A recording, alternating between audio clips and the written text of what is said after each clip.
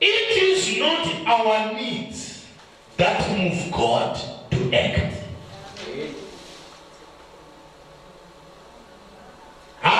Manililo akaita life yako anomanikiza maruda aite uya kusikuwana kwesha unoda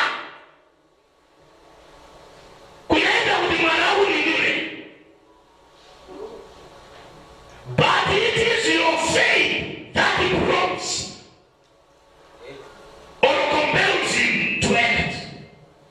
Ndosalunga merenga Matthew, Mark, Luke, na John in the ministry of Jesus. Chawai shonzwa kunelosi wakaenda kuna Jesu pamoezo mswa, daughter, your faith has healed you.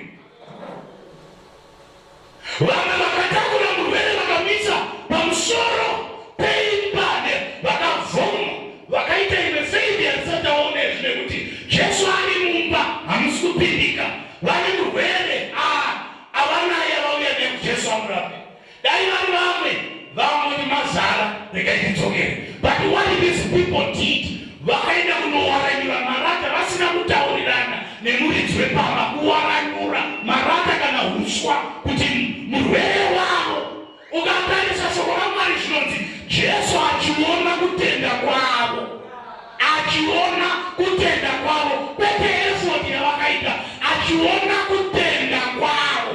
Jesu akaona kutenda kwako chamari pane zvinoitika. Jesu akaona your faith pane zvaanoita. Ukaona pasina